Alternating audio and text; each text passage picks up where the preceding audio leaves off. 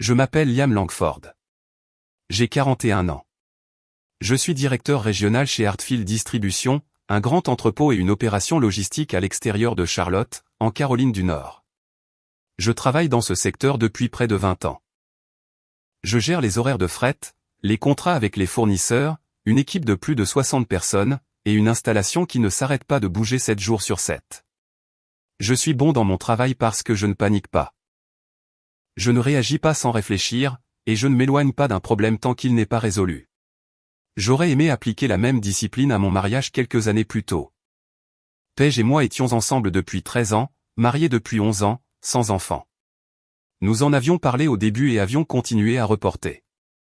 Et quelque part en cours de route, la conversation a tranquillement cessé de revenir. Elle travaillait dans le marketing pour une marque de vente au détail de taille moyenne, avait sa propre carrière, son propre emploi du temps, sa propre vie qui se déroulait parallèlement à la mienne. Je pensais que c'était sain. Je pensais que deux personnes indépendantes construisant quelque chose ensemble était le fondement d'un mariage solide. Ce que je n'ai pas vu, ce que j'ai refusé de voir, pour être honnête, c'est que quelque part au cours des dernières années, Paige avait cessé de construire avec moi et avait commencé à construire quelque chose d'autre entièrement.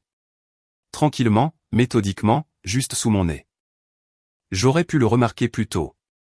Il y avait des soirs où elle rentrait à la maison distraite d'une manière qui n'était pas de la fatigue. Il y avait des week-ends qu'elle passait ailleurs qui semblaient légèrement étranges avec le recul. Il y avait de petites lacunes dans son histoire que j'ai comblées par la confiance, parce que c'est ce que l'on fait quand on est avec quelqu'un depuis plus d'une décennie et que l'on croit sincèrement que la vie que l'on a construite ensemble signifie quelque chose pour vous deux. J'avais tort. Et le moment où j'ai découvert à quel point j'avais tort, cela s'est passé un mardi soir début octobre, le genre de soir où l'air sent le feu de bois et où la dernière lumière du jour pend bas et ambrée à travers les fenêtres de la cuisine. Je venais de rentrer d'un service de 12 heures à l'entrepôt. Directeur régional chez Hartfield Distribution, ce qui semble impressionnant jusqu'à ce que l'on réalise que cela signifie que l'on est le premier arrivé et le dernier parti chaque jour. J'avais desserré ma cravate, versé un verre d'eau et me tenais au comptoir de la cuisine en triant le courrier quand Paige est descendue. Elle était magnifique. Elle était toujours magnifique quand elle sortait. Le genre de look soigné et délibéré qui prenait du temps et de l'attention. Robe bordeaux, talons, cheveux détachés. J'ai tout enregistré en environ 2 secondes et j'ai ressenti quelque chose que je ne pouvais pas tout à fait nommer. Pas de la suspicion, pas encore. Juste une petite étrangeté silencieuse. Tu vas quelque part ? J'ai demandé en posant le courrier. Paige a jeté un coup d'œil à son reflet dans le miroir du couloir et a ajusté une petite boucle d'oreille. Oui, a-t-elle répondu nonchalamment. Et si j'avais un rendez-vous ce soir ? J'ai attendu la suite de la phrase. La partie où elle expliquait ce qu'elle voulait dire. Peut-être qu'elle rencontrait une amie et appelait cela un rendez-vous pour plaisanter. Peut-être qu'il y avait un événement professionnel. Peut-être que je l'avais mal entendu. Mais elle a juste attrapé sa pochette sur la table d'appoint, complètement imperturbable, et a ajouté avec un petit sourire en coin, « Essaie de ne pas être trop jaloux pendant mon absence. » Les mots ont atterri comme quelque chose tombé de très haut. Je me suis tenu là, tenant une facture d'électricité, fixant la femme avec qui j'étais marié depuis 11 ans. Et pendant un instant, mon cerveau a simplement refusé de traiter ce qu'elle avait dit. La cuisine est restée très calme. La lumière ambrée n'avait pas bougé. Tout était exactement pareil qu'il y a 30 secondes, et pourtant rien ne l'était. Je suis désolé, ai-je dit lentement. Un rendez-vous. Ne rends pas ça bizarre, Liam. Elle a vérifié son téléphone et l'a glissé dans sa pochette. Nous sommes en pilote automatique depuis des années. Tu le sais aussi bien que moi. Qui est-ce ? Elle a fait une pause, non pas avec culpabilité, mais avec la légère impatience de quelqu'un qui avait répété cela et ne voulait pas entrer dans la version complète pour le moment. Il s'appelle Joël. Il travaille dans l'immobilier commercial. Nous parlons depuis un certain temps. Puis elle m'a regardé directement et a dit, « Je n'allais pas te mentir. » Comme si c'était de la générosité. Comme si une confession avec un sourire en coin et un sac à main était quelque chose dont je devais être reconnaissant. Je n'ai pas crié. Je n'ai rien jeté. J'ai posé la facture d'électricité sur le comptoir très soigneusement. Et je l'ai regardée et je n'ai rien dit. Parce que le fait d'être un homme qui a passé 20 ans à apprendre à gérer le chaos, les livraisons tardives, les litiges avec les fournisseurs, les incendies d'entrepôt, les pertes trimestrielles, c'est que lorsque la vraie chose frappe. Quand quelque chose vous arrache vraiment le sol sous les pieds, vous ne réagissez pas. Vous restez immobile. Vous évaluez. Elle a pris mon silence pour de l'acceptation, m'a embrassé l'air près de la joue, m'a dit de ne pas l'attendre, et est sortie par la porte d'entrée comme si elle se rendait à un club de lecture. Je suis resté dans la cuisine longtemps après cela. Puis j'ai appelé Ronnie. Il a décroché au deuxième coup de sonnerie, comme toujours. Ronnie et moi nous connaissions depuis l'âge de 22 ans. À l'époque où nous travaillions tous les deux au fret de nuit sur un quai de chargement à Raleigh, avant que l'un de nous n'ait quoi que ce soit à perdre. Je ne l'ai pas adouci. Je lui ai juste raconté ce qui s'était passé. Il y a eu un long silence de son côté. Puis il a dit doucement, « Elle t'a dit ça comme ça, en face. » Elle a souri en le disant. Une autre pause. « Où es-tu en ce moment ?»« Cuisine. »« Ne bouge pas, » a dit Ronnie. « J'arrive. » Pendant que j'attendais, j'ai traversé la maison lentement. 11 ans d'une vie construite pièce par pièce. Le canapé sur lequel nous nous étions disputés dans un magasin de meubles à Charlotte. La photo encadrée de notre voyage dans les Great Smoky Mountains la 3e année, quand tout allait encore bien. Le service de vaisselle que sa mère nous avait offert comme cadeau de mariage. Je regardais tout cela comme si je le voyais pour la première fois, ou peut-être pour la dernière. Au moment où Ronnie est arrivé en voiture, j'avais déjà pris une décision. Je n'allais pas rester assis ici à attendre que Paige rentre à la maison en s'attendant à ce que tout soit exactement comme elle l'avait laissé. Elle voulait une nouvelle expérience. Bien. Elle allait en avoir une. Ronnie est arrivé 20 minutes plus tard avec un pack de 6 bières qu'il n'avait pas touché et l'air d'un homme qui savait déjà que cette nuit ne serait pas courte. Il est entré, a jeté un coup d'œil à mon visage et n'a rien dit pendant 10 secondes entières. C'est l'une des choses que j'ai toujours appréciées chez Ronnie. Il ne ressent pas le silence juste pour le combler. Raconte-moi à nouveau, a-t-il finalement dit, posant la bière sur le comptoir. J'ai tout raconté, du début à la fin. La robe, la pochette, le sourire en coin, les mots. Essaie de ne pas être trop jaloux pendant mon absence. Ronnie a écouté sans m'interrompre, appuyé contre le comptoir de la cuisine, les bras croisés, la mâchoire serrée. Quand j'ai eu fini, il a expiré lentement par le nez.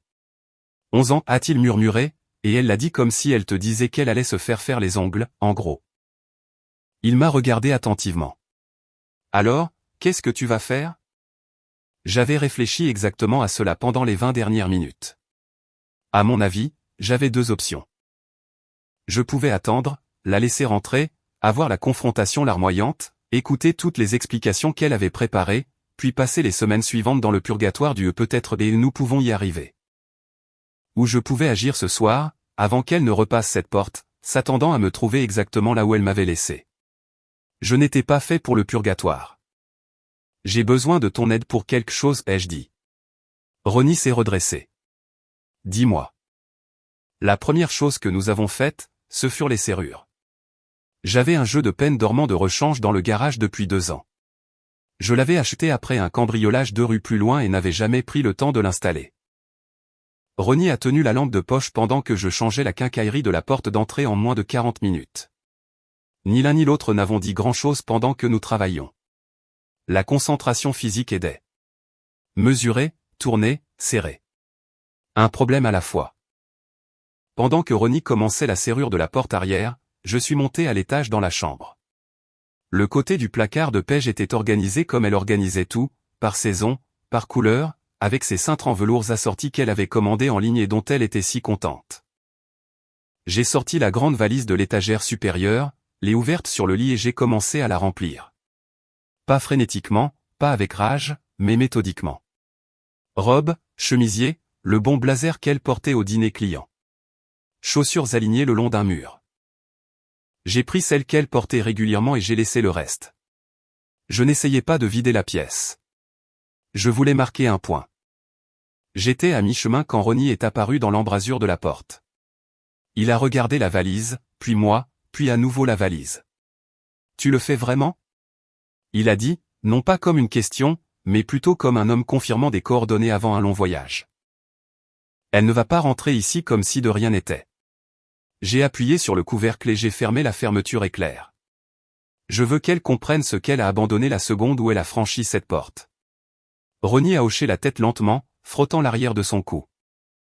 Il y avait quelque chose dans son expression que je ne pouvais pas tout à fait lire. Pas de désaccord, mais pas d'accord total non plus. Quelque chose qui était juste légèrement décalé. Je l'ai remarqué, mais j'avais trop de choses en tête pour tirer sur ce fil à ce moment-là. Nous avons déplacé la valise dans le couloir d'entrée, juste à l'intérieur de la porte. À 22h15, les serrures étaient changées, la valise était prête, et j'étais assis sur le canapé avec une bière qui tiédissait dans ma main, regardant l'horloge et ne regardant pas la télévision. Ronnie était assis dans le fauteuil en face de moi, plus silencieux que d'habitude. À un moment donné, il s'est levé pour aller aux toilettes, et je l'ai entendu s'arrêter dans le couloir près de la table d'appoint où Pêche gardait quelques photos encadrées. Il est resté là un instant de trop. J'ai aussi enregistré cela. À 23h40, j'ai entendu sa voiture se garer dans l'allée. Je n'ai pas bougé. J'ai écouté le bruit de la portière, puis des talons sur le chemin d'entrée, puis un grattement métallique de sa clé heurtant la serrure et ne trouvant rien de familier. Une pause, puis à nouveau plus fort, puis un coup, d'abord contrôlé, puis plus sec. Je me suis levé, j'ai marché jusqu'à la porte et je l'ai ouverte sans la chaîne. Pêche se tenait sur le porche dans sa robe bordeaux, pochette à la main, les cheveux toujours parfaits. Elle me regardait avec une expression prise entre l'irritation et le premier soupçon de quelque chose qu'elle ne s'attendait pas à ressentir ce soir. La clé ne fonctionne pas, a-t-elle dit. Je sais. Je me suis appuyé contre le cadre de la porte et j'ai soutenu son regard. Les serrures ont été changées. Ses yeux ont dépassé ma silhouette pour se poser sur la valise dans le couloir. Quelque chose a changé sur son visage, une recalibration subtile, comme une personne qui aurait répété une scène et qui viendrait de réaliser que le décor avait été réaménagé. Liam. Sa voix a baissé. Ne fais pas ça. Tu as fait ton choix ce soir, ai-je répondu, gardant ma voix égale. Tu t'es habillé. Tu m'as dit où tu allais. Tu as souri. Tu as franchi cette porte sans une seconde de réflexion sur ce que tu laissais derrière toi. J'ai soutenu son regard, alors je fais le mien. Elle a dégluti. C'est une réaction excessive. Pêche. J'ai prononcé son nom doucement, sans colère. Il y a une valise derrière moi avec de quoi tenir plusieurs jours. Tu devrais la prendre et partir. Pour la première fois de la soirée, elle a semblé réellement incertaine. Elle s'était attendue à une dispute. Elle s'était attendue à ce que je hausse le ton, à la supplier de s'expliquer, à lui donner la parole. Au lieu de cela, elle se tenait sur son propre porche avec une clé qui ne fonctionnait plus, regardant un homme qu'elle avait sous-estimé pour la dernière fois. Elle a de nouveau jeté un coup d'œil à la valise, puis à moi. J'ai reculé et j'ai fermé la porte. Je n'ai pas beaucoup dormi cette nuit-là. Je suis resté allongé sur les couvertures dans le noir, fixant le plafond et repassant la soirée dans mon esprit, comme on rejoue un match filmé. Non pas pour me punir, mais pour comprendre ce que j'avais manqué. 11 ans. Une femme avec qui j'avais construit une vie. Et quelque part en cours de route, elle avait décidé que j'étais un meuble. Un décor. Quelque chose à retrouver quand les parties excitantes de sa journée étaient terminées.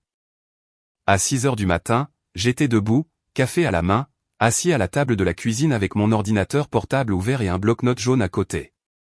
Je suis un homme de logistique dans l'âme. Je déplace du fret. Je gère des horaires. Je résous les problèmes en les décomposant en étapes. C'est donc ce que j'ai fait. Avocat, finance, documentation, 3 colonnes sur le bloc-notes, chacune avec une courte liste en dessous. Ronnie a appelé à 7h15. Elle t'a envoyé un message? Il a demandé quand j'ai décroché. Pas encore. J'ai pris une gorgée de café. Elle le fera. Tu vas bien? Je gère. J'ai fait une pause. Ronnie, hier soir, quand tu étais dans le couloir près de ces photos sur la table d'appoint. Tu t'es arrêté. Un silence de son côté. Pas un silence confortable. Je l'ai remarqué. J'ai ajouté. Tu veux me dire ce que c'était? Une autre pause, plus longue cette fois. Je l'ai entendu expirer. Liam, ne.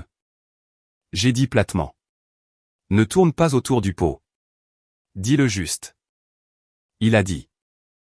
Il y a 3 semaines, il conduisait dans le quartier de Riverside, le nouveau développement du côté est, le genre de quartier plein de bars sur les toits et de cartes des vins trop chers, et il avait vu Paige assise à l'extérieur d'un restaurant de coin avec un homme, proche. Pas comme des collègues, pas comme de vieux amis. L'homme se penchait vers elle par-dessus la table, et elle riait de la façon dont elle riait avec moi la 2e année de notre mariage. Ronnie s'était dit que ce n'était peut-être rien. Il s'était dit qu'il en parlerait quand il aurait plus qu'un seul point de données. Il s'était dit beaucoup de choses. Je l'ai laissé finir. Puis j'ai dit, depuis combien de temps tu gardes ça pour toi? 3 semaines. Il a admis doucement. Je sais. Je sais, mec. Je ne savais pas comment. Tu aurais dû me le dire.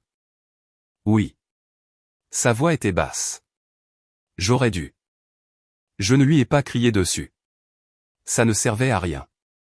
Ronnie n'était pas celui qui avait franchi cette porte dans une robe bordeaux avec un sourire en coin.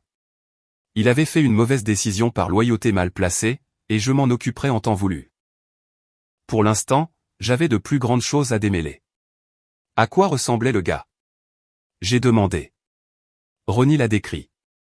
Quarantaine, grand, bien habillé, le genre d'homme qui portait des vestes de sport pour les dîners décontractés. Cela correspondait à ce que Paige m'avait dit. Joël, immobilier commercial. J'ai écrit le nom sur le bloc-notes. J'ai besoin que tu sois honnête avec moi à partir de maintenant, Paige dit. Plus de rétention d'informations. Compris, a répondu Ronnie. Pas d'argument, pas de justification. Juste le mot. C'était suffisant pour l'instant. Après avoir raccroché, je me suis assis avec mon café et j'ai réfléchi à ce que je savais réellement par rapport à ce que je ressentais. Je savais que Paige voyait Joël. Je savais que Ronnie l'avait vu avec lui il y a 3 semaines. Je savais qu'elle était partie hier soir comme si c'était la chose la plus facile qu'elle ait jamais faite. Ce que je ne savais pas encore, c'était depuis combien de temps, à quel point c'était profond, et s'il y avait quelque chose derrière tout ça que je n'avais pas vu venir.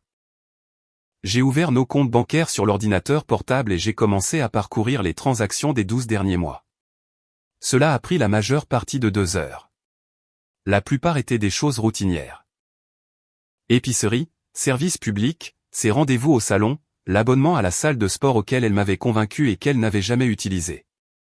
Mais il y avait une poignée de frais qui ne correspondaient pas. 3 dîners dans des restaurants où je n'étais jamais allé.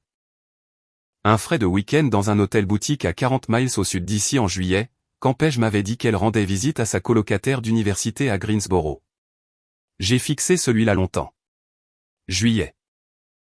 Elle m'avait embrassé au revoir un vendredi matin avec un sac de nuit sur l'épaule et un sourire, et avait dit qu'elle serait de retour le dimanche soir et j'avais fait un signe de la main depuis le porche comme un idiot absolu et j'étais rentré regarder le football universitaire. J'ai fermé l'ordinateur portable. Mon téléphone a vibré. Un SMS de Paige. On peut parler? Je pense que tu fais une erreur. J'ai posé le téléphone sans répondre.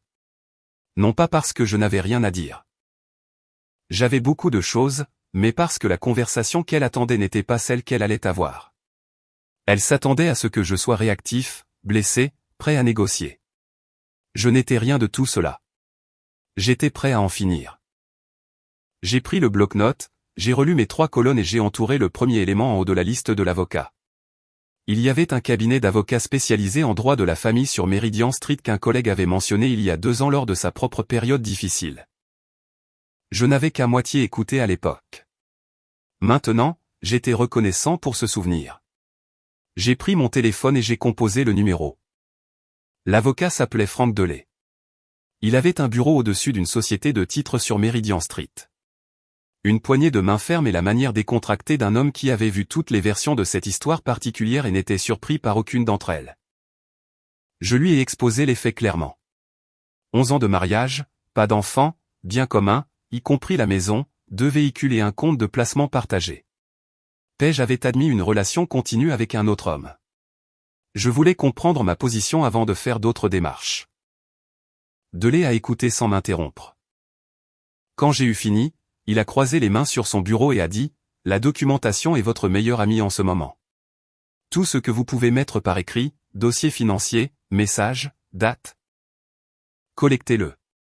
Ne déplacez pas d'argent pour l'instant. Ne modifiez pas les structures de compte pour l'instant. Contentez-vous de recueillir. Je lui ai parlé des frais d'hôtel en juillet. Il a hoché la tête lentement, a pris une note. Avez-vous accès à vos relevés de carte de crédit conjoint remontant à plus d'1 an? A-t-il demandé. Je peux les obtenir. Faites-le, a dit Delay. Et s'il y a des conversations, des SMS, des emails, tout ce qui fait explicitement référence à la relation, conservez-les.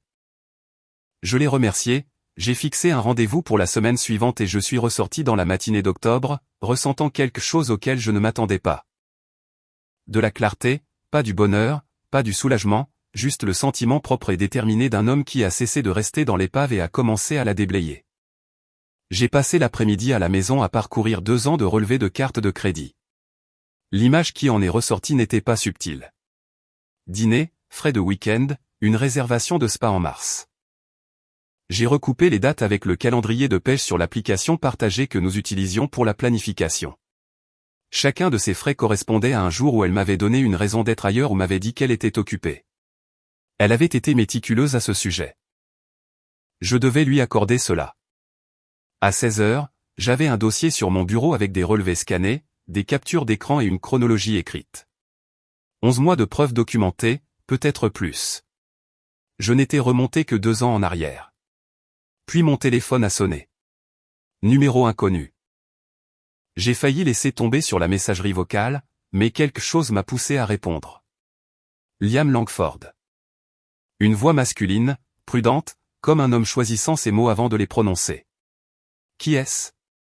Une brève pause. Mon nom est Joël Garrett.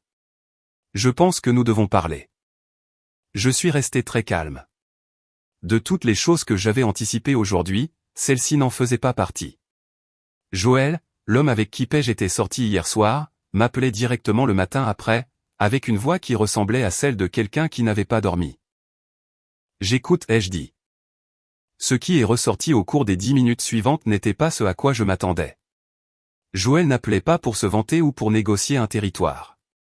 Il appelait parce qu'il avait eu une conversation avec Paige la nuit dernière, après qu'elle ait été refoulée de la maison. Et ce qu'elle avait dit l'avait suffisamment perturbé pour qu'il estime que je méritais de savoir. Elle n'était pas allée à l'hôtel. Elle n'était pas allée chez une amie. Elle était allée à l'appartement de Joël, valise et tout. Comme si elle avait déjà décidé que c'était la prochaine étape. Comme si elle avait planifié exactement ce résultat. Elle a agi comme si elle s'y attendait, a dit Joël. Sa voix portait quelque chose que je reconnaissais. La qualité plate et creuse d'un homme qui vient de réaliser qu'il a été manipulé. Comme si elle avait tout planifié. Elle n'était pas bouleversée. Elle était préparée. J'ai laissé cela s'installer. Elle t'a dit autre chose? Ai-je insisté? Il a hésité. Elle a mentionné quelque chose à propos d'un accord. Elle a dit qu'il y a des années, vous aviez tous les deux parlé d'ouvrir les choses et qu'elle avait agi en partant du principe que tu t'en souvenais. La pièce est devenue silencieuse d'une manière qui n'avait rien à voir avec le son. Je m'en souvenais. À peine. Une nuit tardive au début de la 7e année de mariage, quand les choses avaient été difficiles et que nous avions eu une de ces conversations que les couples ont dans le noir quand ils testent les limites de quelque chose qu'ils ne peuvent pas tout à fait nommer. J'avais dit quelque chose de vague et de non committal à propos d'être ouvert à parler des choses.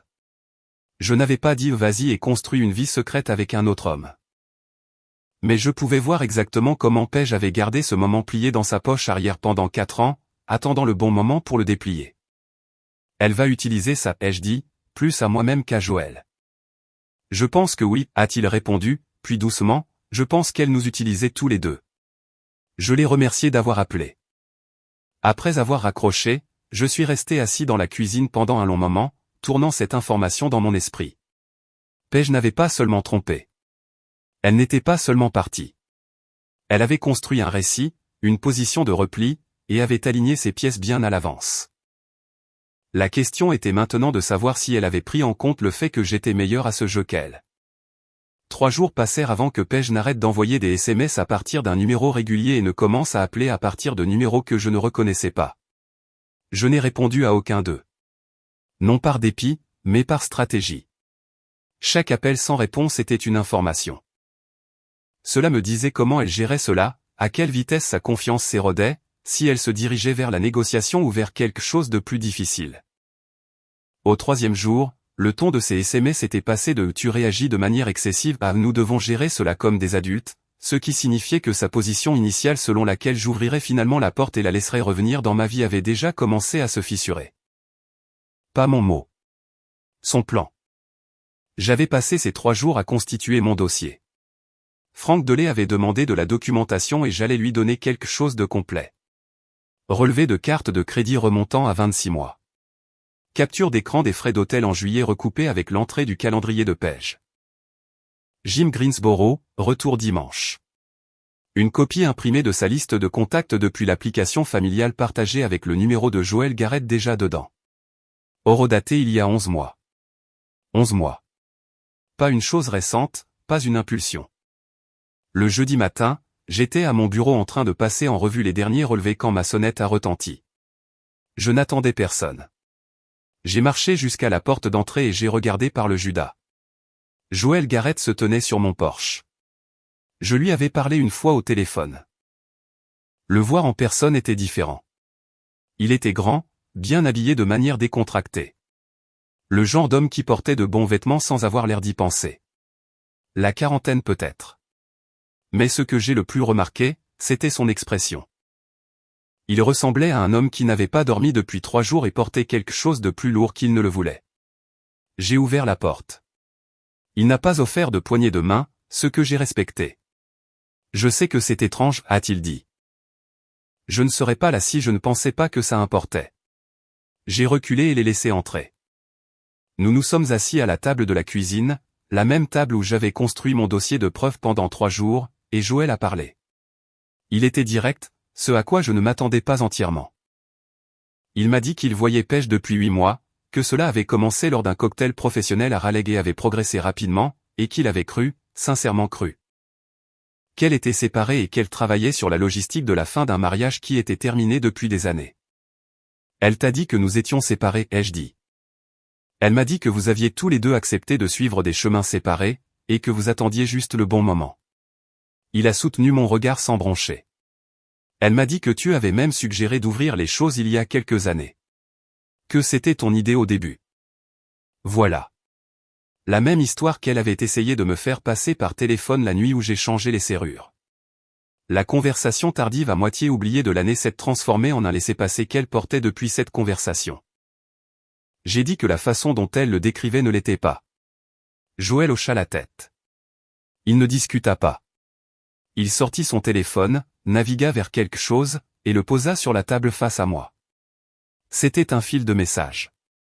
Son nom en haut, les réponses de Page en dessous. Je l'ai parcouru rapidement, ne lisant pas chaque mot, juste pour en saisir la forme. Elle avait été méticuleuse. Chaque fois que Joël avait posé une question qui aurait pu le pousser à remettre en question l'image qu'elle avait peinte, elle avait redirigé en douceur. Il sait, il va bien. Nous avons une entente. Le genre de gestion prudente et stratifiée qui ne se produisait pas accidentellement. Elle t'a manipulé, dis-je doucement. Non pas par cruauté, juste par constat. Oui. Oui. Il reprit son téléphone et le posa face cachée sur la table. J'ai compris ça la nuit où elle est arrivée chez moi avec une valise et a agi comme si elle s'y était attendue. Il marqua une pause. Je lui ai dit de partir. Je ne suis pas intéressé à être la stratégie de sortie de quelqu'un. Je le regardais un instant. Quoi que j'ai pu imaginer Joël Garrett, l'autre homme confiant, la menace, la personne assise en face de moi n'était rien de tout cela. Il était fatigué, embarrassé et en colère de la manière silencieuse d'un homme qui avait réalisé qu'il avait été utilisé comme un accessoire dans l'histoire de quelqu'un d'autre. Merci d'être venu, ai-je dit. J'ai apporté des captures d'écran, a-t-il répondu. Des dates, des messages, quelques éléments qui pourraient être utiles pour le processus que vous engagez. J'ai déjà tout transféré sur mon propre email, donc j'en ai des copies. Il se leva et tendit un petit dossier à travers la table, des pages imprimées, organisées. Je ne sais pas si ça aide, mais vous méritez de l'avoir. Après son départ, je suis resté assis à la table et j'ai regardé ce dossier pendant un long moment. Puis je l'ai ouvert. À l'intérieur, il y avait 8 mois d'un mariage démantelé de l'extérieur, un message prudent à la fois. Je l'ai ajouté à mon dossier, me suis versé une tasse de café et j'ai appelé Franck Delay. Le dépôt de la demande de divorce a eu lieu un vendredi. Delay avait tout ce dont il avait besoin, la documentation financière, les messages imprimés de Joël, les frais d'hôtel en juillet, la chronologie. Il m'a dit que ma position était solide. Pej n'avait aucun fondement juridique pour revendiquer la maison, qui était à mon nom avant le mariage, et le compte d'investissement avait été principalement financé par mes revenus. Elle obtiendrait un règlement équitable. Elle n'obtiendrait pas ce à quoi elle s'attendait apparemment. Je ne me sentais victorieux en rien de tout cela. Principalement, je me sentais juste fatigué. Ce week-end-là, j'ai nettoyé la maison pièce par pièce.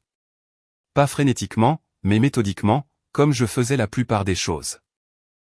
J'ai déplacé les objets restants de Pej de la chambre à la chambre d'amis, puis je les ai emballés pour que le bureau de l'avocat s'occupe de la récupération. J'ai déshabillé le lit, remplacé la couette par celle de rechange du placard du couloir, et réorganisé les meubles juste assez pour que la pièce me ressemble à nouveau, plutôt que d'être un endroit où quelqu'un dormait autrefois. Samedi soir, j'ai fait un feu. Il ne faisait pas assez froid pour le justifier strictement. La mi-octobre en Caroline du Nord apporte un frisson, mais pas encore une morsure. Mais je voulais le feu quand même. J'ai traîné une petite boîte de vieilles lettres de l'étagère supérieure du placard de la chambre, celle qui était restée là, intacte, pendant des années, et je l'ai portée au salon. C'étaient des lettres que Pej et moi nous étions écrites au début de notre relation. Les 2 premières années, avant que tout ne passe aux SMS et aux emails et à la paresse particulière de la communication numérique. Des cartes d'anniversaire, quelques pages manuscrites plus longues d'une période où je voyageais pour le travail et où nous faisions le long courrier le week-end. Des petites choses, des choses ordinaires qui avaient semblé significatives quand elles avaient été écrites. Je me suis assis par terre devant le feu et je les ai parcourus lentement, non pas pour me torturer, mais pour clore quelque chose correctement. Certaines, je les ai lues, la plupart, non. Je les ai tenues assez longtemps pour savoir ce qu'elles étaient, puis je les ai nourries une par une au feu. J'ai regardé le papier prendre feu, s'enrouler et devenir rien. Pas de cérémonie, pas de discours, juste un homme assis dans son propre salon, lâchant prise sur une version de sa vie qui s'était avérée être autre chose que ce qu'il l'avait construite. Ronnie a appelé alors que j'étais quelque part au milieu de la boîte. « Tu fais quelque chose ?» a-t-il demandé. « Je brûle des choses. » Un temps. Littéralement ou au sens figuré ? Ok, a-t-il dit. Tu veux de la compagnie ou de l'espace ? De l'espace ce soir, lui ai-je dit. Mais je vais bien, Ronnie. Je le pense. Il fut silencieux un instant. J'aurais dû te parler de les avoir vus ensemble. Je sais ça. Je ne vais pas continuer à m'excuser, mais je veux que tu saches que je sais. Je sais que tu sais, ai-je dit. On est quitte. Je l'ai entendu expirer. D'accord. Appelle-moi demain. Après avoir raccroché, j'ai jeté les quelques dernières lettres dans le feu et je les ai regardées brûler. Puis je me suis adossé au canapé, j'ai étiré mes jambes sur le tapis et j'ai regardé les flammes un moment. J'ai pensé à la conversation de la 7e année que Pej avait apparemment gardée comme un atout. Je l'ai retournée soigneusement. Elle avait pris un moment de vulnérabilité, un mariage traversant une période difficile, 2 personnes parlant aux limites de quelque chose qu'elles ne pouvaient pas réparer, et l'avait classée comme munition. Cela m'en disait plus sur qui elle était que tout ce qui s'était passé cette semaine. Le feu s'est éteint en braise. J'ai nettoyé le cendrier, remis le pare-feu, et je suis allé me coucher. Pour la première fois en une semaine, j'ai dormi toute la nuit. Brûler ces lettres seules près de la cheminée. Pas de colère, pas de larmes, juste un silence qui m'a frappé plus fort que tout le reste dans cette histoire. Il ne s'est pas effondré. Il a juste tranquillement fermé la porte à une vie qui n'était jamais vraiment la sienne pour commencer. 2 semaines après le dépôt de la demande de divorce, Frank Delay m'a appelé avec une nouvelle que je n'avais pas anticipée. L'avocat de Joël Garrett a pris contact ce matin, a-t-il dit. Apparemment, Monsieur Garrett est impliqué dans un litige civil avec un ancien partenaire commercial. Une affaire de propriété commerciale qui a mal tourné il y a environ 1 an. Son avocat pense que votre femme pourrait avoir été présente à une réunion clé qui est pertinente pour la chronologie du litige. Il demande une déposition. J'ai posé mon café. Qu'est-ce que cela a à voir avec moi? Rien directement, a dit Delay, mais ils ont besoin d'établir la chronologie des activités personnelles de Garrett pendant la période pertinente, et votre nom est apparu dans la documentation qu'il a fournie. Spécifiquement les messages qu'il vous a transmis. Il pourrait vouloir une brève déclaration confirmant la réception et la date. J'y ai réfléchi un instant. Joël Garrett était venu chez moi, m'avait remis un dossier de preuves imprimées et m'avait dit la vérité alors qu'il n'avait pas à le faire. Je ne lui devais rien, mais je n'avais pas non plus de raison de rendre sa situation plus difficile. Qu'est-ce qu'il demande exactement? Ai-je insisté. Une déclaration écrite confirmant la date à laquelle vous avez reçu les communications de Garrett et que le contenu n'a pas été modifié. 30 minutes de votre temps, peut-être moins. J'ai accepté. La déposition a eu lieu dans un cabinet d'avocats du centre-ville un mercredi matin. Joël était là avec son avocate, une femme compacte et concentrée nommée Karen V, qui ne perdait pas ses mots. J'ai fait ma déclaration, confirmé les dates, répondu à 4 questions, et j'ai eu terminé en 22 minutes. Joël m'a rattrapé dans le couloir après. Il avait meilleure mine que la dernière fois que je l'avais vu. Toujours fatigué, mais plus stable. J'apprécie que tu aies fait ça, a-t-il dit. Tu es venu chez moi avec la vérité, ai-je répondu. Cela semblait juste. Il hocha la tête. Une pause. Alors, comment avance le dossier? Ça avance. Elle a essayé de m'appeler la semaine dernière, a dit Joël doucement. Je n'ai pas répondu. Intelligent, lui ai-je dit. Puis je lui ai serré la main et je suis parti.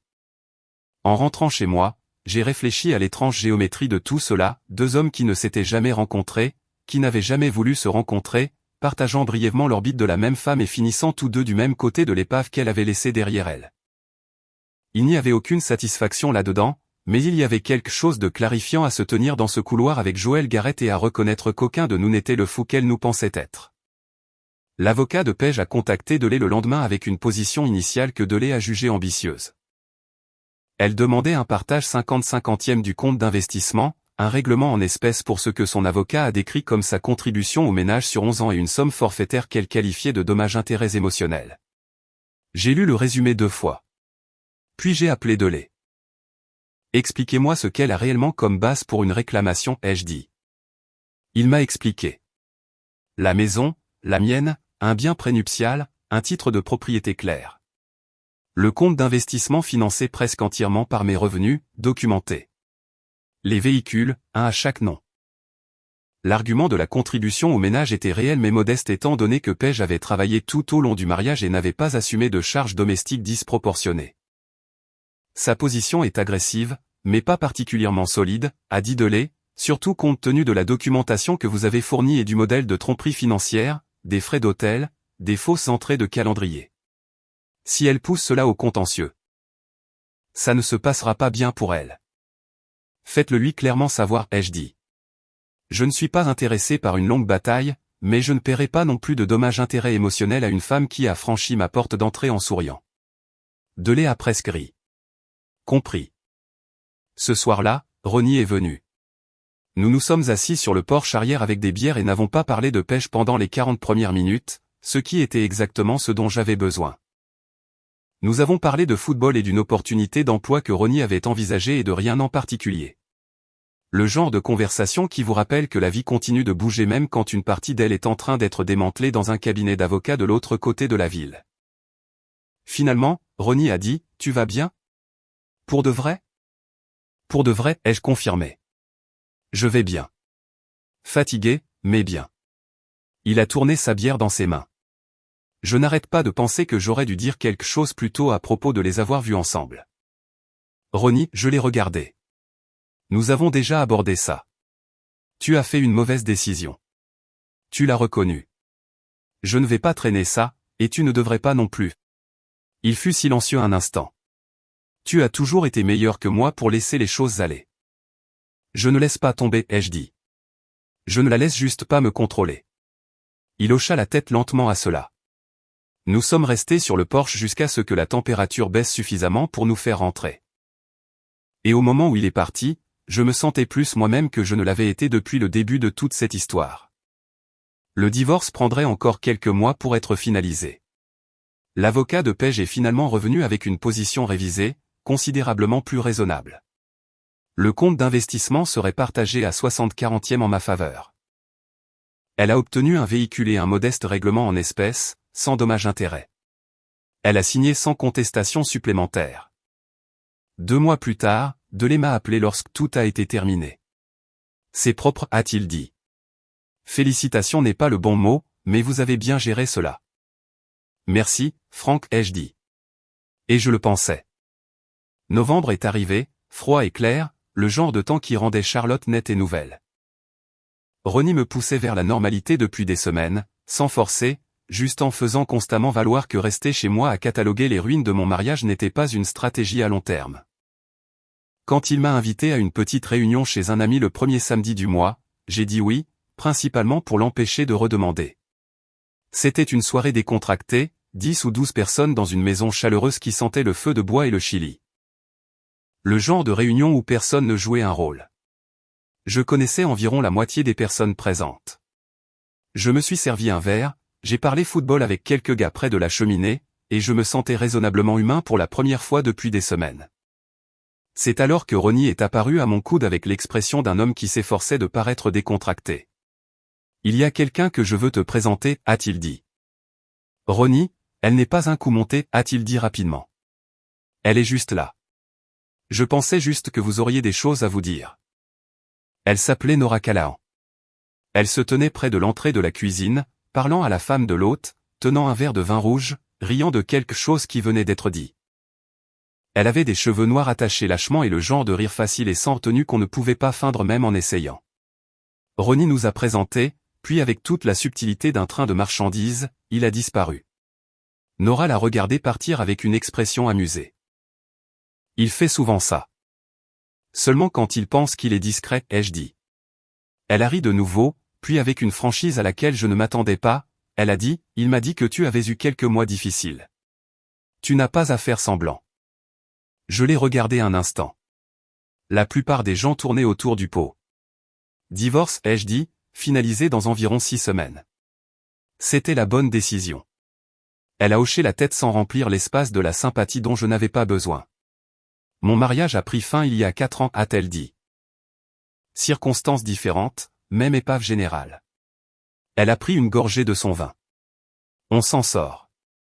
Nous avons parlé pendant la majeure partie d'une heure. Elle travaillait comme physiothérapeute dans une clinique de rééducation sportive à Midtown.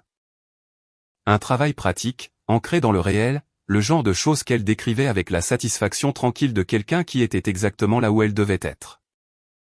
Elle m'a posé des questions sur mon travail, a écouté sans jeter un coup d'œil à son téléphone, a remis en question quelque chose que j'avais dit sur la logistique de la chaîne d'approvisionnement d'une manière qui m'a fait y réfléchir plus sérieusement. Ce n'était pas romantique exactement. Pas encore. C'était juste réel. 2 adultes parlant comme des personnes plutôt que de jouer un rôle. À la fin de la soirée, elle a écrit son numéro sur une serviette en papier, ce que j'ai apprécié pour son absence totale de cérémonie numérique, et a dit, si jamais tu veux prendre un café avec quelqu'un qui ne te demandera pas comment tu te sens toutes les 5 minutes. Je suis généralement disponible. J'ai plié la serviette et l'ai mise dans la poche de ma veste. En rentrant chez moi, j'ai repensé à la soirée, non pas de manière précipitée et suranalytique, mais de la manière simple dont on pense à quelque chose qui a simplement fait du bien. Et puis j'ai pensé au fait qu'il y a 3 mois, je me tenais dans ma cuisine, tenant une facture d'électricité, tandis que ma femme sortait par la porte en souriant. Et maintenant, je rentrais chez moi par une froide nuit de novembre, ressentant quelque chose qui était la forme précoce et hésitante de la possibilité. Je n'avais pas besoin que ce soit plus que cela encore. Mais c'était suffisant de savoir que la porte était ouverte. Décembre est arrivé doucement, comme le fait décembre dans les Carolines. Non pas avec du drame, juste un approfondissement progressif du froid et un raccourcissement des jours qui rend tout plus délibéré. Le divorce était à 10 jours de sa finalisation quand j'ai reçu un appel d'un numéro que je ne reconnaissais pas. Une voix de femme, prudente et un peu formelle, s'est présentée comme Nora Callahan, puis a immédiatement dit « Désolé. Je sais que c'est un peu étrange. Ronnie m'a donné ton numéro. J'espère que ça va. Je me tenais sur un parking d'entrepôt entre une réunion du matin et un inventaire de l'après-midi et j'ai ri avant de pouvoir m'arrêter. Il ne l'a pas mentionné. Il me l'a mentionné avec beaucoup de confiance, a-t-elle dit, ce qui signifie probablement qu'il ne te l'a pas mentionné du tout. Nous avons parlé pendant 20 minutes sur ce parking. Il était facile de lui parler. Pas de performance, pas de gestion d'impression soignée, juste une personne ayant une conversation. Elle a posé des questions sur le travail avec une curiosité sincère. J'ai posé des questions sur le sien. Nous avons prévu de prendre un café le week-end suivant dans un endroit qu'elle aimait dans le quartier nord.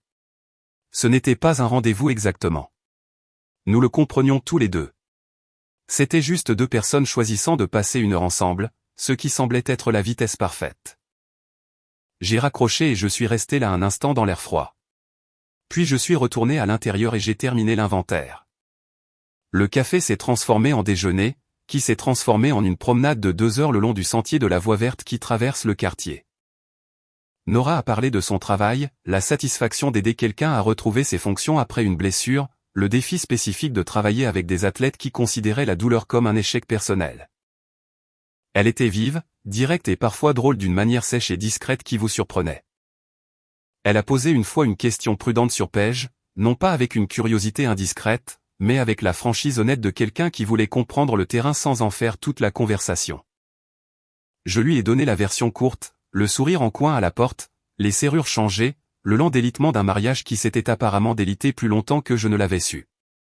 Je n'ai pas joué l'amertume, et je n'ai pas fait semblant que ça n'avait pas fait mal. On dirait que tu as digéré ça, a-t-elle dit. En grande partie, lui ai-je répondu. Le dernier élément a été de réaliser que j'avais passé des années à construire quelque chose que je pensais solide, et elle avait tranquillement décidé que ce n'était pas le cas. Cela a pris du temps à s'ancrer. Nora est restée silencieuse un instant. Puis elle a dit, mon ex-mari n'était pas une mauvaise personne. Il a juste décidé que la vie que nous avions ensemble n'était plus celle qu'il voulait. Il ne me l'a pas dit. Il a juste commencé à en vivre une différente en silence à côté de la nôtre. Elle a fait une pause. Il faut du temps pour ne plus être en colère contre le mensonge.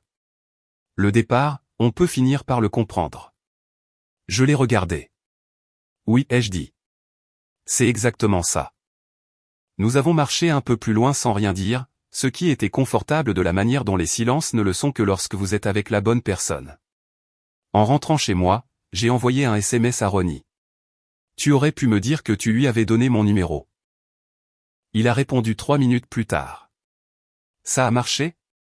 J'ai mis mon téléphone dans ma poche et j'ai conduit. Le divorce a été prononcé un jeudi matin à la mi-décembre. Franck Delay m'a appelé à 9h47 avec une confirmation. C'était fait, légalement, officiellement, complètement. La maison était à moi. Le compte d'investissement avait été divisé selon l'accord. Paige avait reçu un véhicule et un règlement en espèces qui étaient justes et rien de plus. Elle avait signé sans contestation supplémentaire, ce que Delay a dit être inhabituel, mais pas surprenant étant donné la documentation que nous avions rassemblée. Je l'ai remercié, j'ai raccroché, et je me suis assis à ma table de cuisine avec une tasse de café. Pas d'explosion de sentiments, pas d'effondrement de soulagement, juste un sentiment net et paisible d'achèvement. Le sentiment que l'on ressent quand on a terminé un projet difficile et que les chiffres se recoupent enfin. J'ai envoyé un SMS à Ronnie. C'est fait. Sa réponse est revenue en moins d'1 minute. Dîner ce soir. Chez moi. Non négociable. J'ai souri et tapé en retour. D'accord. Ce soir-là chez Ronnie était simple et bon. Sa petite amie a fait son brisket. Nous avons regardé le football et personne n'a fait de discours, de toast ou dit quoi que ce soit de plus lourd qu'il ne fallait. C'était exactement ça. Certains moments n'ont pas besoin de cérémonie. Ils ont juste besoin d'être marqués puis laissés derrière soi.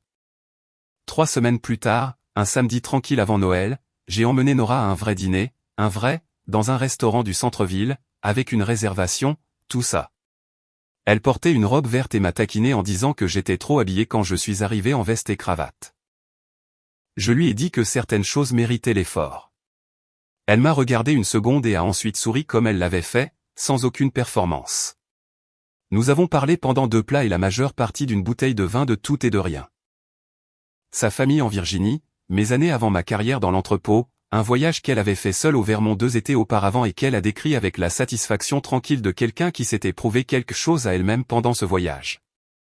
À la fin de la soirée, en marchant vers sa voiture, elle a dit que c'était agréable. C'était, ai-je acquiescé. Elle s'est arrêtée et s'est tournée pour me faire face. Je ne suis pas pressée, a-t-elle dit. Juste pour que tu saches, j'ai déjà été pressée et ça n'aide pas. Moi non plus, lui ai-je dit honnêtement. Elle a hoché la tête.